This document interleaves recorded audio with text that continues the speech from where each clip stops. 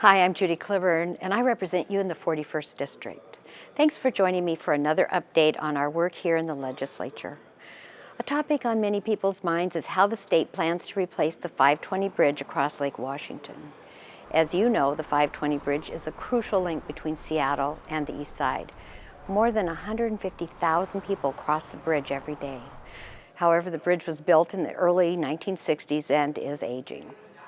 It is vulnerable to severe damage in a major earthquake or even a windstorm, which means it must be replaced. During the 2008 legislative session, we made huge progress on moving this project forward. We worked together with communities to develop a basic plan for a 6-lane replacement bridge with HOV lanes and transit connections. We also developed a basic finance plan and created a 520 tolling committee to analyze different tolling scenarios and to work with communities to get feedback. We need tolls because there is a gap between what the state can afford and the replacement total estimated price of $2.6 billion. There are currently about $1.4 billion identified by the state, meaning we need to find $1.2 billion to close the gap.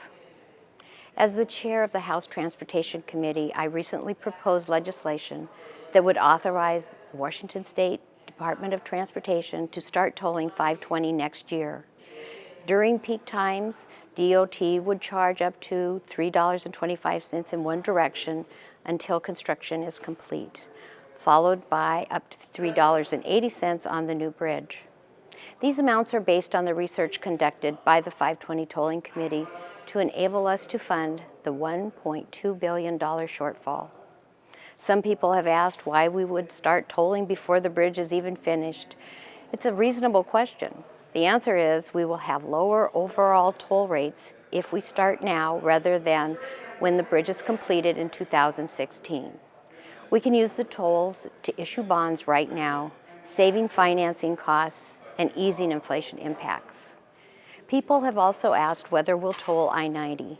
I do not support that idea because we know that the funding gap can be met with just 520 tolls. So it doesn't make sense to toll I-90 as well.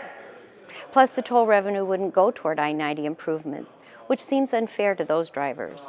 Lastly, I-90 is a very different facility than 520 because it's a federal interstate.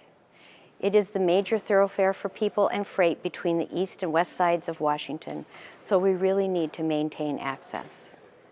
I hope this gives you some insight into the process of replacing the 520 bridge. It's a large, complicated project, but I'm committed to making progress and keeping you informed.